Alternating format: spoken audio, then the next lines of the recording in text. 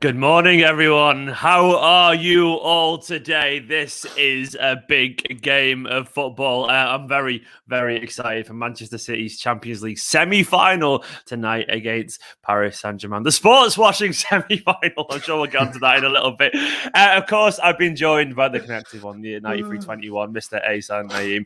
A shaken but not stirred too much, Ahsan, after an unfortunate accident yesterday. Ahsan got hit by a car yesterday, but he's all right. He's here. He's tough. He's sturdy, and he's alive. And how are you today, man? Are you feeling all right? We just chatted briefly off air about that, but are you okay? Are you good to carry on? I'm fine. A bit banged up, some bruises, some scratches. But other than that, yeah, just a little bit shaken up. I honestly, it was my fault. I need to pay more attention, be a little bit less, lost in my own head when I'm running. Did you leave a dent in the van though? That's the most important thing. Is there an Ahsan like 9320 logo now in the van? I should probably have got up and had a look at what I'd done to the van, but I didn't. And the lads were sound considering it was my fault. I think they were more worried about me. Whereas me, if I'd have been in their shoes, I'd have been like, "You're a knobhead. You pay more attention when you're running." So yeah, no, it's fine. But I'll tell you something. Let me tell you something very quickly. Go on. Last year, the night of the Lyon City game, I broke my toe. An hour before kickoff, I broke my toe on my left foot. So yesterday, after I got hit by the van, and I got home, and last night, my foot was swollen, right? My right foot. And I was like, is this going to be the case that I'm going to wake up tomorrow and I'm going to have broken the other foot on the day of the semi-final, having broken my toe on the quarterfinal? That's some bad juju, isn't it? I was not ready for that. So thankfully, I've woken up this morning and it's not broken and the swelling has gone down. So I was like, I can breathe. I can have good vibes now. And we're both nice and colourful, I've noticed as well. I'm enjoying the colour this morning in the world of Manchester City. It's good, like nice bright colours, man. It's good. Right. There's a football game on tonight, Ahsan. There's a big football game on tonight. Manchester City are in the semi-finals of the Champions League. And what I will say is these are the games we live for. This is worth pointing that out because this is everything. This is the point of all this stuff. So those nerves that you're all feeling right now, embrace them is what I will say, because this is what we want to be. Games where you aren't feeling nerves are important. And like this right now, this is the good stuff, man. This is the good stuff. How are you feeling about tonight? Where's your head at, given everything at the moment? Are you excited? Are you nervous? Or are you apprehensive? Where are you at, man? I'm excited. I'm not nervous at all, but I think that comes from partially from it being the first leg of two, and partially same. From it. I feel a little bit like we got over we conquered a mountain in getting through the quarterfinal, and so it feels a little bit like this tie becomes a bit more of a free hit. I think also, and I asked this question on our podcast, on our preview podcast yesterday, and that was, how do you feel about the season today? Because I think it's important to have a sense of what you feel today, because I know that worst case scenario, if a week last night we go out of the Champions League, everybody will feel on the floor. And so for me, it was more about kind of going, how do we feel going into this? And I feel amazing. Like, we're going to win the Premier League title. We drank that sweet, sweet Carabao at the weekend.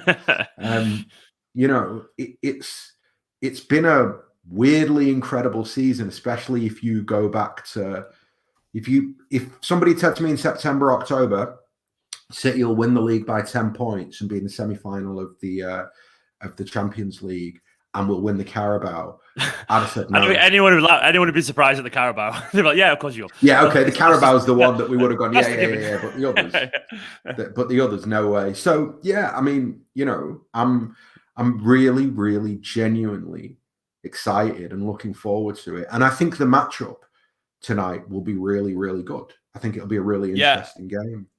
No, I agree. I'll go straight to an early super chat. Big love to little Yas who said, looking forward to tonight. I hope Walker and Cancelo start. A beautiful family picture there, by the way. You've got a beautiful family, mate. He says, I think we need to the pace. Yeah, it's gorgeous. I need the pace to stop the Neymar and Mbappe threat. Let's get that away goal. That away goal is everything, isn't it, tonight, Ahsan? It really is. And of course, where you stood on the fullbacks as well, because it's a real threat. Guardiola was effusive in his praise of Neymar in the press conference. He was just talking about how this kid from Santos was like, wow, and he felt like Barcelona would have won more Champions Leagues if he was still at, which is probably true, actually. I reckon he probably would have. But there's a lot to unpack there. Where do you stand on all that, man? Who do you want to start fullback, and how important is that away goal tonight? So I completely agree that I think it should be Walker and Cancelo because I agree we need their pace.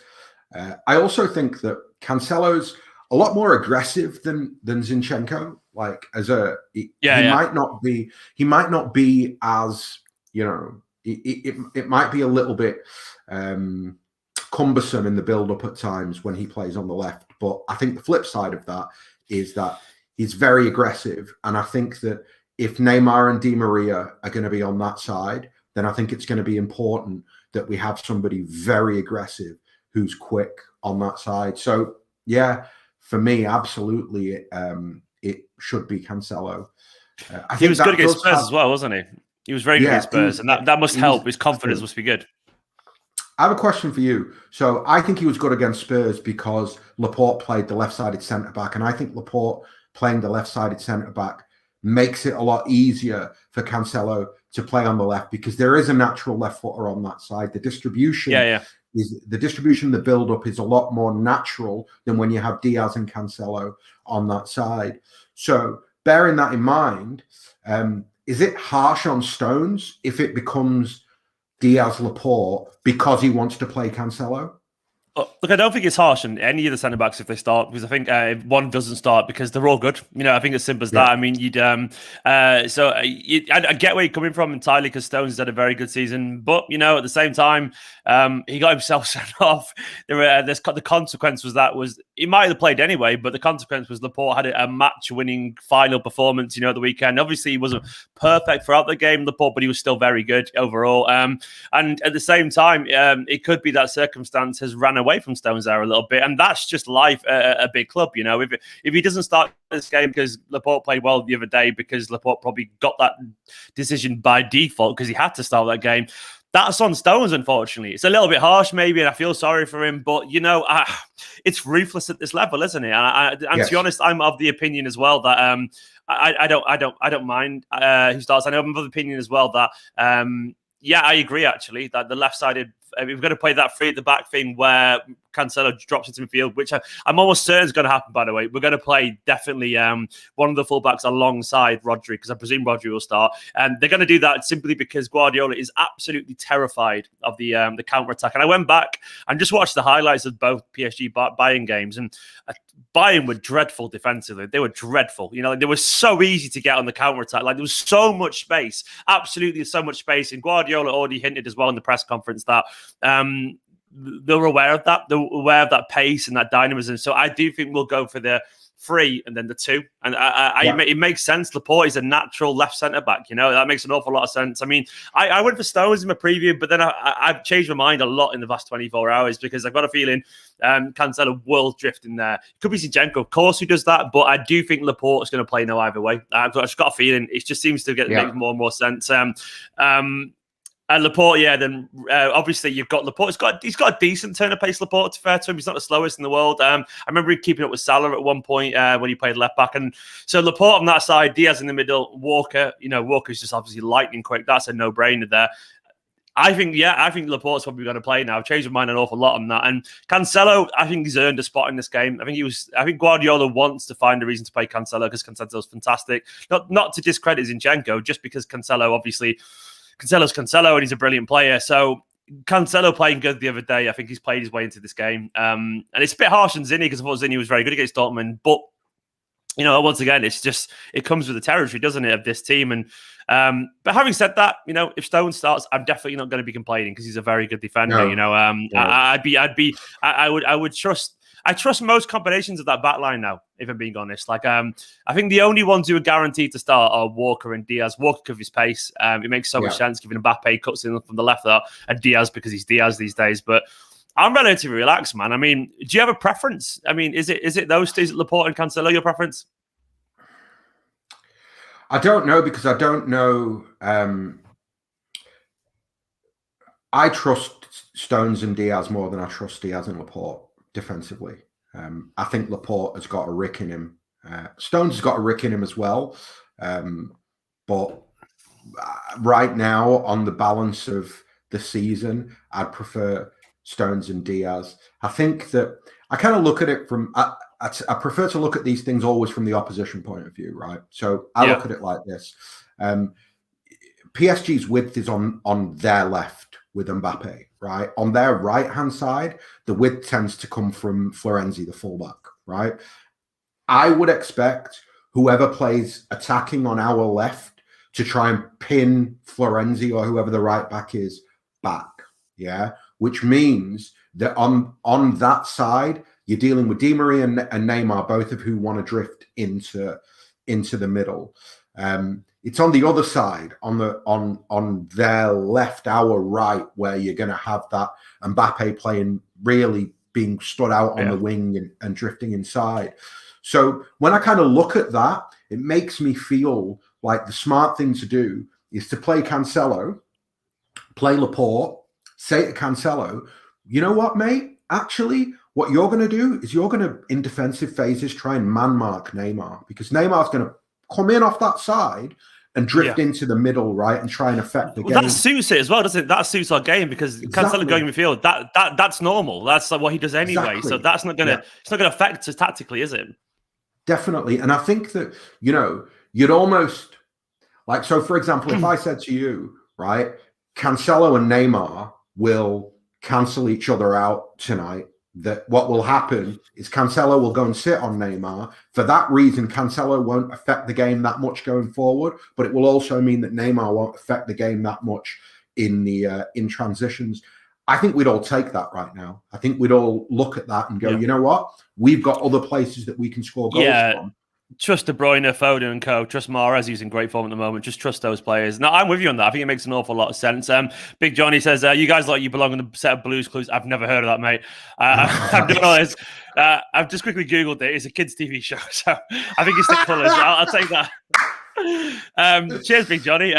He says, but I think we can win. We can beat PSG. I do think we should play Laporte, reward momentum. I mean, I'm fine with that. At the same time, I can't really disagree with that. I mean, to be honest, I think Laporte's probably played his way into it anyway, so I'm with you there on that, mate. And we can win. You're right, Big Johnny. And that's brought to you by your two favourite children's TV presenters, of course.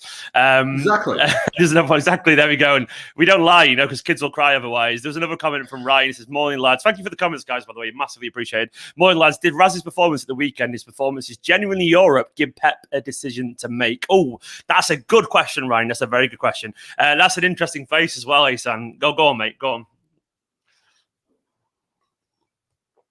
No, I don't think he's done enough. Personally, I don't think he's done enough. It's not that. It's not about doing enough. It's that those ahead of him haven't done anything wrong, and they're still ahead of him. So it's almost like, if he'd scored a hat trick in the final, maybe we'll be sat there. Exactly. But he had an all right game. He had a good game. But that was it. I agree, and I think that if he tried 2 or 3 against Spurs that were wild, right? And if one of those bends into the top corner, then he's given Pep a decision to make, because then he's gone on the pitch in a final at Wembley and he's gone, watch this, top bins, right? But because he did everything but the goal in that performance, I think Pep will look at it and go, the goal is the most important thing in the Champions League. Like, as I guess that I look at it and go, Foden will give all of the off-the-ball running that Raz would give, And on top of that, Foden will give you a clinicalness in and around the box that right now Sterling doesn't have. I think definitely that Bernardo being rested means he definitely starts. No way Mahrez isn't playing. He's not. Sterling won't get in tonight. It's that simple. And I'm with you on that.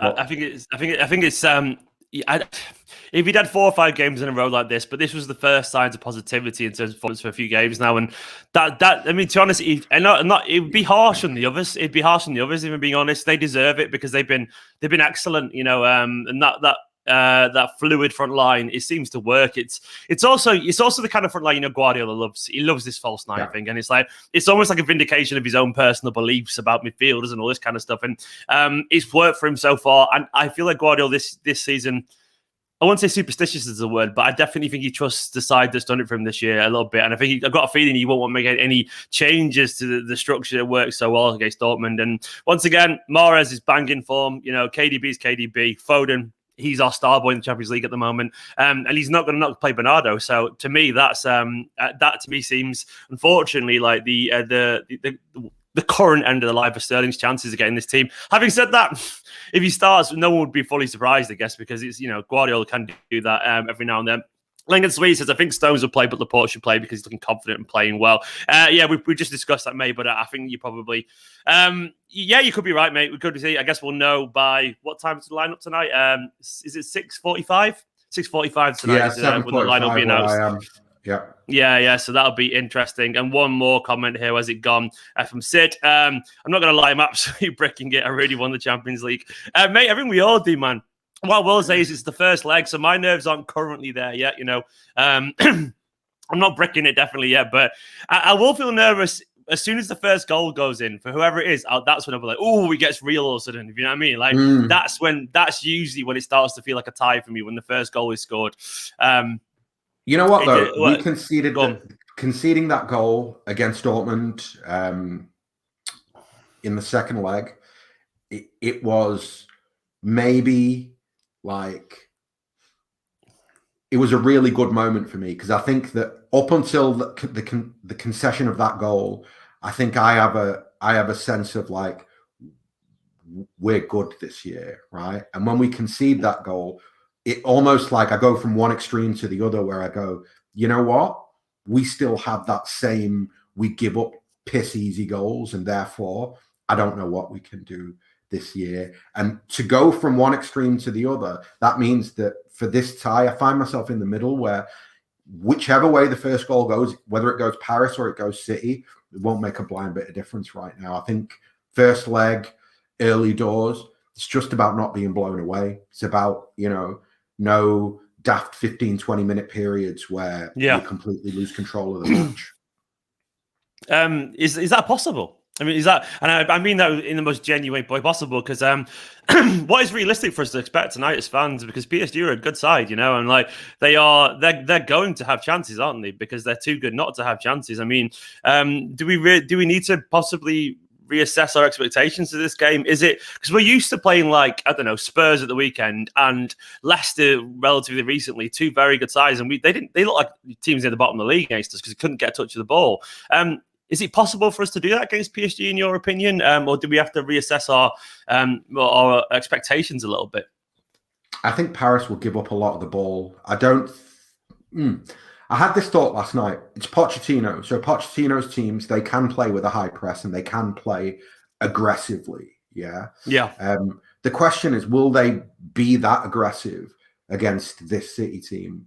I don't think they will. I think a little bit they'll play dead and want to play on the counter-attack, in which case I do expect City to dominate the ball. I think where the game will be won or lost will be the axis of, Verratti, Paredes, Idrissa Gueye, like whatever they decide their little midfield triangle permutation is going to be.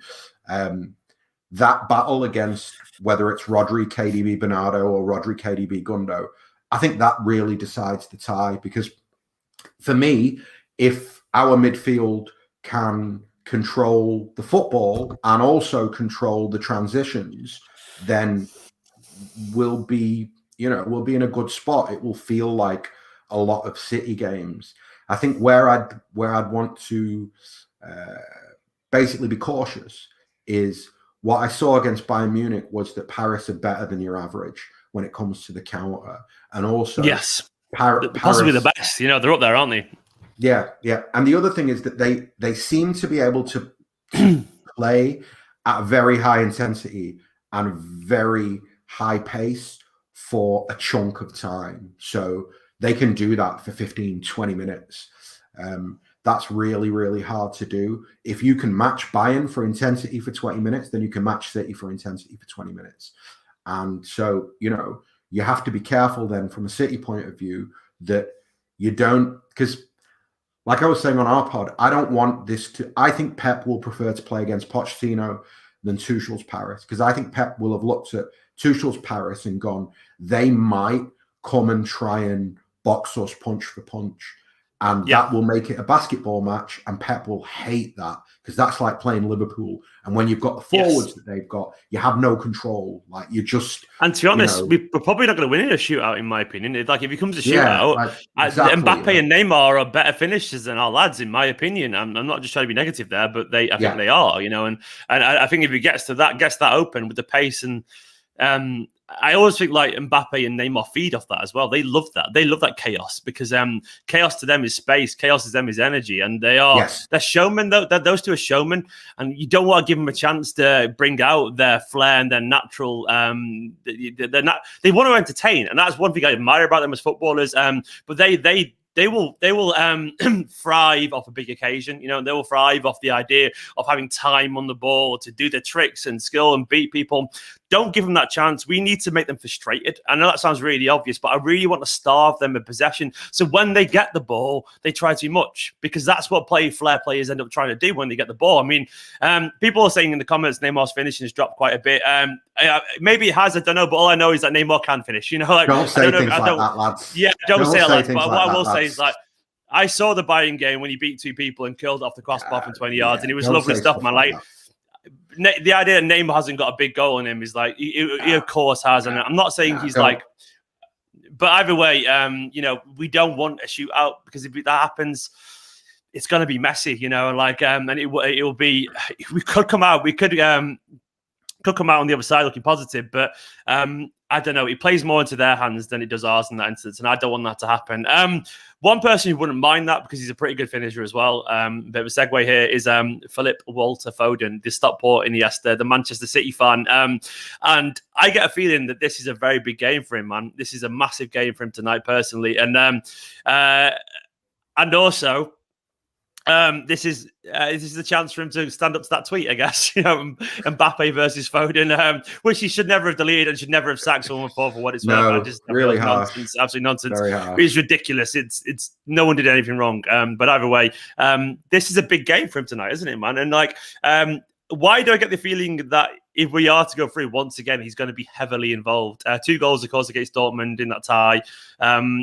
Can he make a claim tonight to be up there, as you said the other day, Haaland, Mbappe, and Foden? Could this be the night where he proves that once and for all?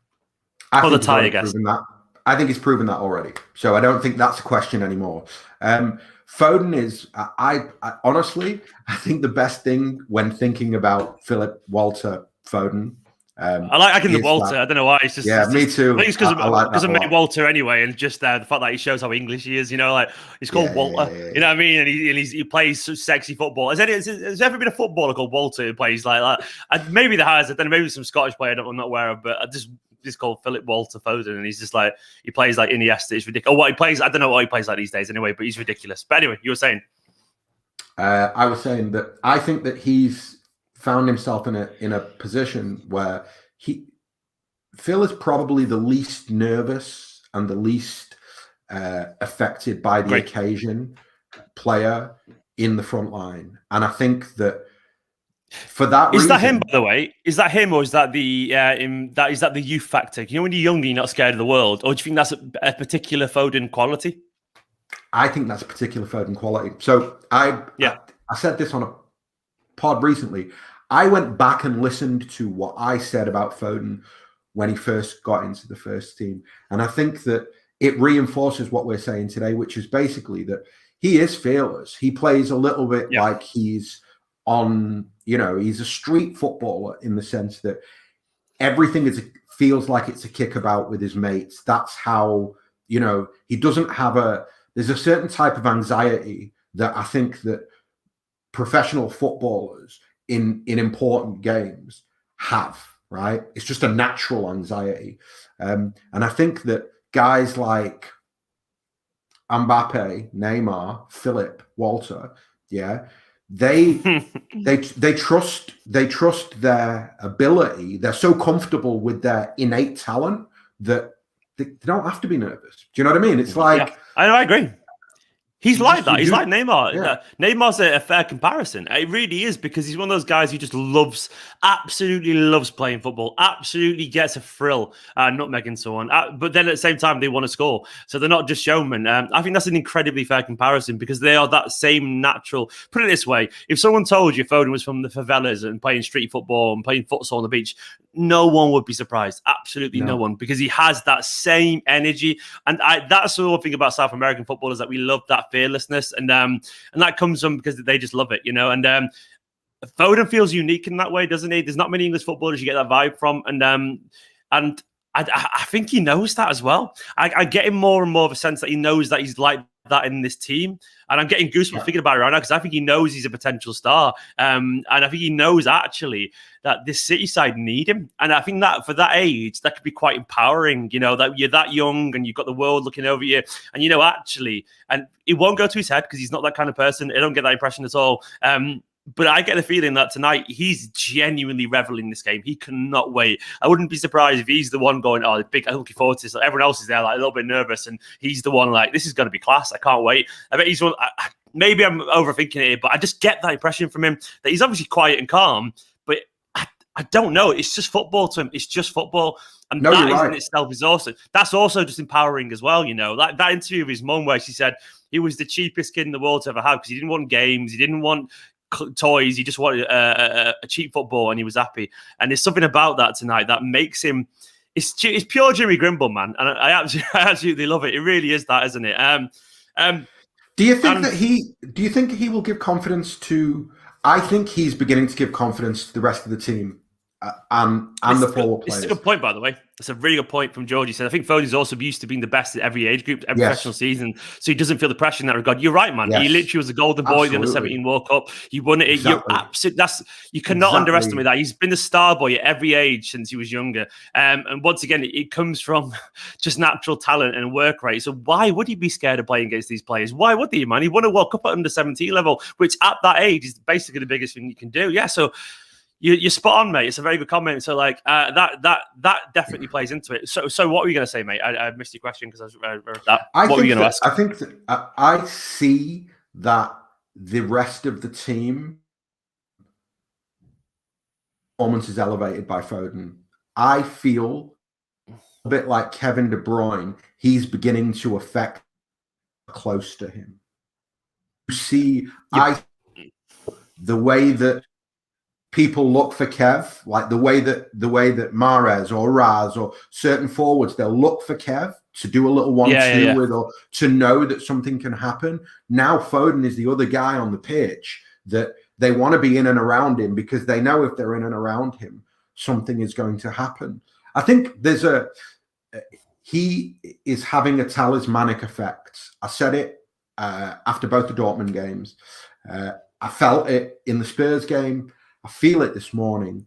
I feel his importance cannot be overstated, in the sense that his age, I don't think that I thought a year ago that we would be in a position where De Bruyne's supremacy in this team could be challenged by anyone. If you'd have said to me a year ago, who can challenge De Bruyne's supremacy in this team, I'd have said Messi. If they sign Messi, then De Bruyne's got somebody who he's got to fight with to be the best player in the team.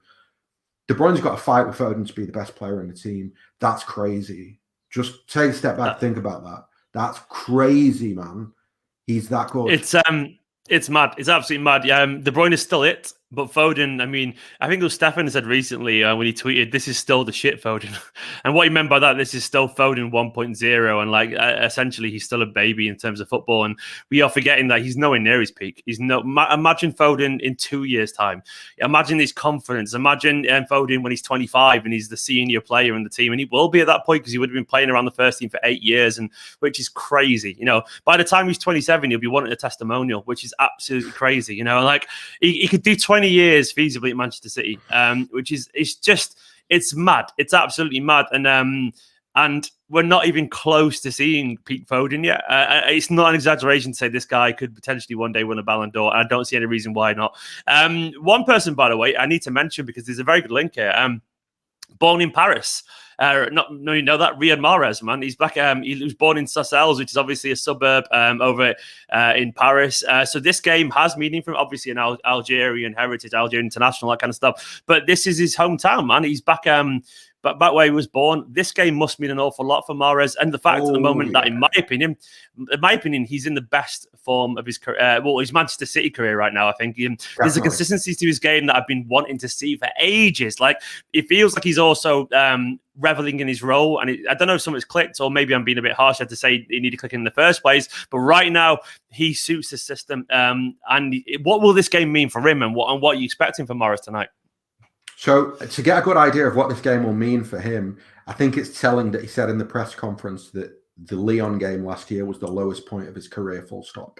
Right? So yeah, there you go. I agree. So when he says to you that that's the lowest point of my career ever, then you know how much it meant to him going into that game. And that wasn't even playing against his hometown team. That was just playing a big French team. Tonight, he's playing against his hometown team. Look,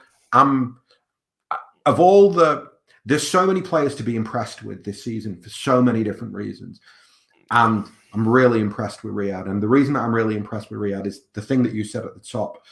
Like, it was almost like you felt like Mahrez would pass when he should shoot, dribble when he should pass. You know what I mean? Like, it felt like he was always making the like wrong his radar was a decision. tad off, you know, like it was there was quality, but it was always quality as well. But it was always like it almost felt like, oh, okay. It felt like he got away with the quality, if that makes sense, as opposed to, and now that sounds really, really harsh. I'm not trying to pull him out. I'm just saying it always felt like he was at odds with the team often. And that's not always fair because often it was with the team, but it definitely felt like he never felt like fully part of this cohesive unit. And I can't quite explain why. And I'm really not trying to be difficult more as it. But go on. I think I know why. I think it's because, I think that Mahrez was a guy who was only used to being involved in the game of football on his terms, right? Yeah. So for him, a lot of what Guardiola's system asks of you naturally is very unnatural to Riyad, because Riyad's a guy who he's a dribbler first and foremost. So that tells you immediately that when he gets the ball, what he wants to do is dribble and shoot. In Pep's team, dribbling and shooting is the last thing that you do. You see what I mean? Like you got to pass the ball. Like you got to do 40 or 50 passes before you get to that moment in the cycle of the move where you can do the dribble and the shot. And I think Riyad for ages couldn't get his head around when he was meant to keep it, and when he basically that idea of when should I go, when should I stay, and he's clicked. It's clicked because now you see that he's much more comfortable doing the things, like you say, that are part of the cohesive unit, the little ball inside. Like, again, Spurs, it was so noticeable for me. He does it so often now, doesn't he? Yeah, those simple things where he's got the fullback up his arse, right? And it's just, there's that little ball inside there to whoever the midfielder is. Yeah, the ball sprayed right back to the centre-back, the cross-field ball. The last option is the one where you stand the fullback up and run at him. And I think that at the beginning, we all want that, by the way. It's worth adding. We all want that. We want Mahrez to be Mahrez still, but he has to be Mahrez in a Man City mold, and he has to. And at the moment, he feels like he is, and that's it, isn't it? You want Man City Mahrez, not Leicester Mahrez, and that's it. Exactly. And it's exciting. It's really exciting. It's massively exciting because, like, Mahrez against Spurs. Well, much if you talk about Sterling everything but a goal, Mahrez really was everything but a goal. Like, genuinely, he was absolutely tearing Spurs apart. He was absolutely fantastic, and to be honest, tonight I get a feeling once again we talked a lot about Neymar, Mbappe, Foden, players who are relatively fearless. Mahrez isn't scared of anything. He's another player who doesn't seem to be fearless. Doesn't seem to have any fear, and he'll also revel this tonight. I think he will love this big stage. I've got a feeling that this is a stage made for someone like Mahrez. And once again, it's his hometown. That stuff matters to players, man. It does. It's like, you know, their friends and family are watching. They know they're there. And to be honest, in another world, Mahrez would be at PSG right now. He's a very kind of PSG player. Not saying that matters anything, but I'm saying you probably know that in the back of his mind. He could have easily been there. His life could have evolved that way. He could have been playing with PSG, given the fact that he's born there and he started out in France and stuff like that. And I'm excited. I'm excited tonight for Mahrez because I don't know why. I feel like he's. This is the confidence you get from finding your role in the team that a few players I feel like I've got this year as well. Notably Gundogan. Gundogan feels like he belongs in this team this season, in my opinion, more than he's not ever, but definitely he's no longer the protege behind Fernandinho as the number 6 or behind David Silva as the backup 8. Gundogan is the man now, and Rodri is the man now, undoubtedly. And Cancelo's found his confidence. And there's a confidence you get in general when you feel like you're relatively indispensable. And I think high quality players, They thankfully, Man City signed the players who will revel in that. Then we're not going to sign lazy, egotistical arseholes. We sign players who will take on a bit of responsibility, I think, largely speaking. And I feel like Mahrez is another one this season who he's seen off Ferran Torres, and the moment he's seen off Sterling, and he's seen off Gabriel Jesus and all the other forwards. And right now he knows that he's the one that City going to rely on, and then that must mean something, surely, man. Am I overthinking it? Because not at all. I don't know. I think his important. I think you can't overstate the importance of Mahrez this season, and you can't overstate the importance of those experienced senior players in these moments. Because we talked before about Phil and how he's fearless and he elevates everyone around him. You've just talked at length about Mahrez going back to his hometown. We know what it means based on what he said about Lyon. We also forget the Kevin De Bruyne extra narrative. Paris with which came out today, doesn't it? Yeah. Paris were the other club that were desperate to sign him. We knew that at the time. Now, Christophe Turer tweeted this morning that Paris were offering to send him back on loan at Wolfsburg. They were offering to pay his agent a €10 million commission. Wolfsburg were putting pressure on him to go to take the Paris deal, and he chose City, and that will be. And then you think about the 2 performances he put in against Paris 4 years ago or 5-6 years ago when we played them. It's a big night for Kev tonight.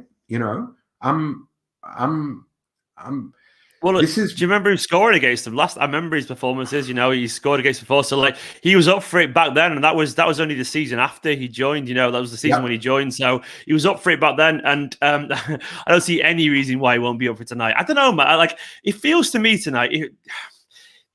It feels like there's a bit of pressure off. I can't explain it, but I do think if I'm feeling, I can't speak for everyone, but personally, I'm feeling it, and I wouldn't be surprised if the players feel it. I feel like the Dortmund game and that kind of game was the game that they were nervous by.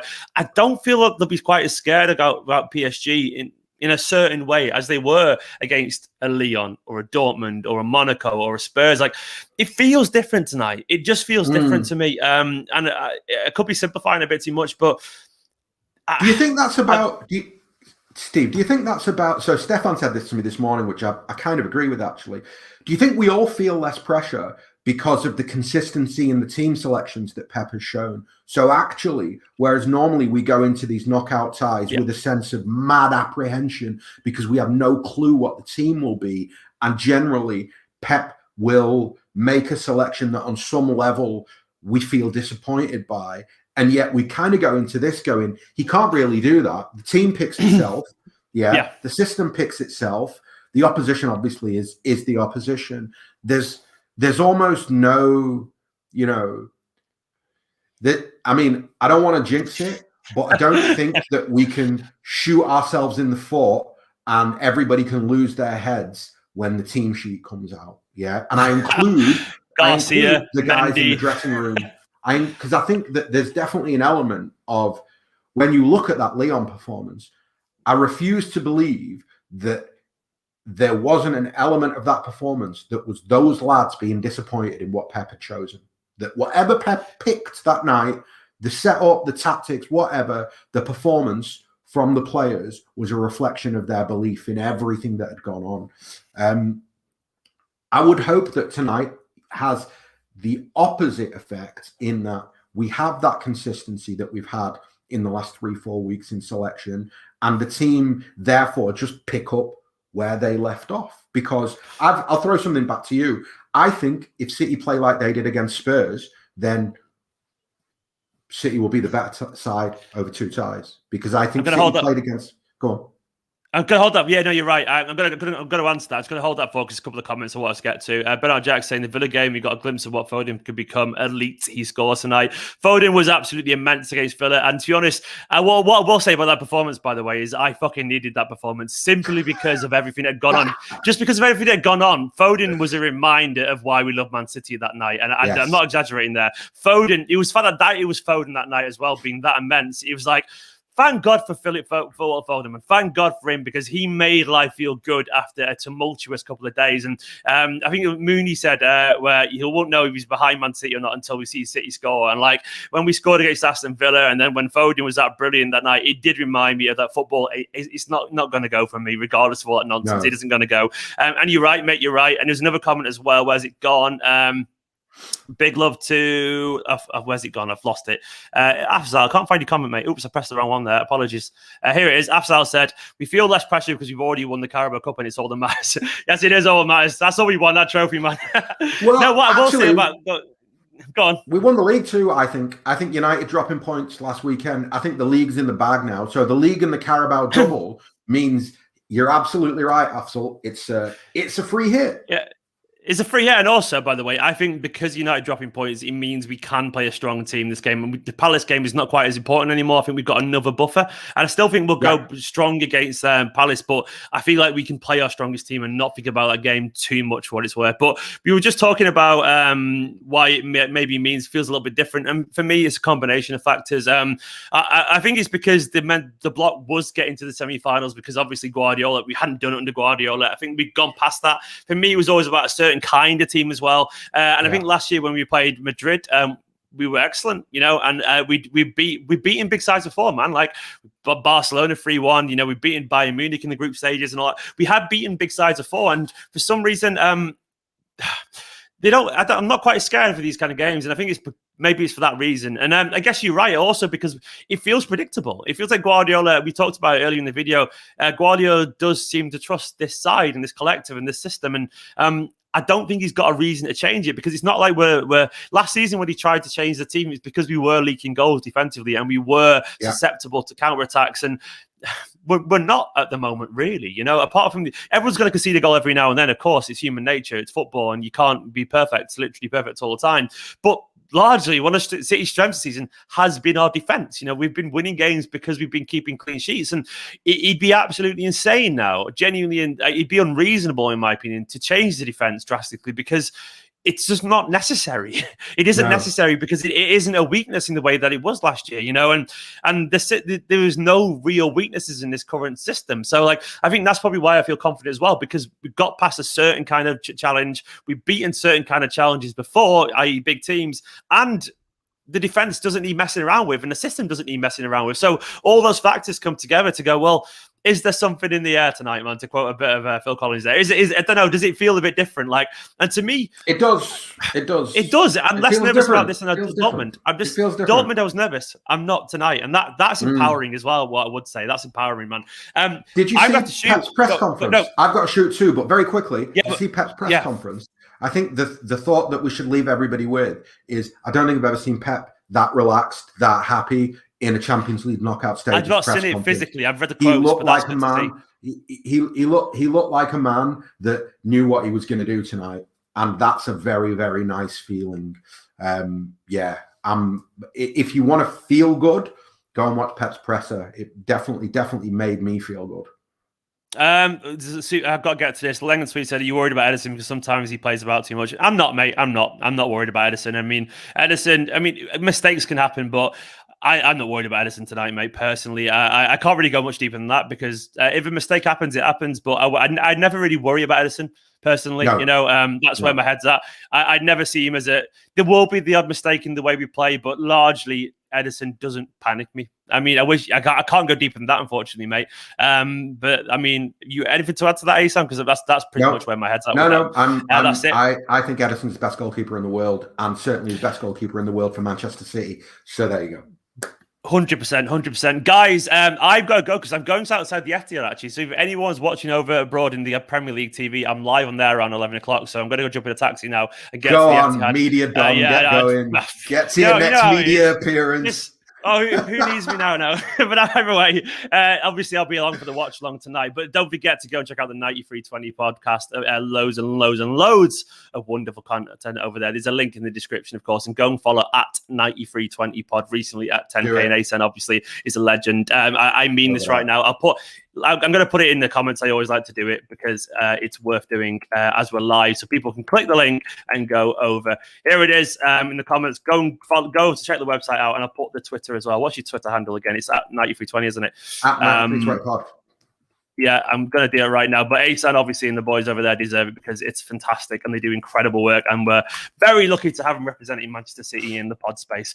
Guys, enjoy the game tonight. Enjoy it because this is the point of football. Enjoy it because you only get to live once. And these are the kind of nights that we could, in theory, remember. And the whole saying, if you go out tonight, it's better to have loved than lost and never loved at all. I mean that. For now, though, I'll see you all in a bit, guys. See you later. Of the Blues.